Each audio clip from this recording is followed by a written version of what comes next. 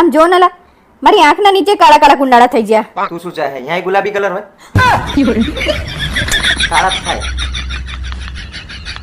દરવાજો ખોલ ફટાફટ, આમે મને કંટાળો આવ્યો છે. શું થયું?